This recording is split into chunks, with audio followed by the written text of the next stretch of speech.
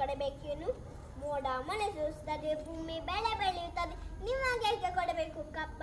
ನೀವೇನು ಉತ್ತೀರೆ, ಬಿತ್ತೀರೆ, ನೆತ್ತೀರೆ, ಇಲ್ಲವೋ ದಣಿದವರಿಗೆ ಅಂಬಲಿ ಕಾಯಿಸಿ ಕೊಡ್ತೀರೆ, ನಿಮಗೇಕೆ ಕೊಡಬೇಕು ಕಪ್ಪ?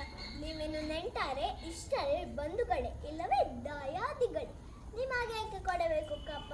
ಇಡೀ ಹಿಂದೂ ದೇಶವನ್ನು ನಾಶ ಮಾಡುವ ಬಂದ ಕೋಣಿಗಳು ನೀವು. ಕಿತ್ತೂರು ರಾಣಿ ಚೆನ್ನಮ್ಮನ ಎದುರು ಕಪ್ಪ ಕೇಳಿದರು, ನಿಮ್ಮ ನಾಲಿಗೆ ಸೆರೆ ಹೋದಿತು ಎಚ್ಚರ. ಕಿತ್ತೂರು ನಿಮ್ಮ ತಾತ ಮುತ್ತಾತಂದ್ರ ಆಸ್ತಿ ಅಲ್ಲ, ಅದು ಕನ್ನಡಿಗರ ಆಸ್ತಿ. ಕಿತ್ತೂರನ್ನು ನೀವು ಕಟ್ಟಿದವರೇ, ಬೆಳೆಸಿದವರೇ, ಇಲ್ಲವೂ ಸುಖ ದುಃಖಗಳ ಭಾಗಿಯಾದವರೇ, ನಿಮಗೇಕೆ ಕೊಡಬೇಕು ಕಪ್ಪ? ಬದುಕುವ ಆಸೆ ನಿಮಗೂ ಇಲ್ಲ, ನಿಮ್ಮನ್ನು ಉಳಿಸುವ ಆಸೆ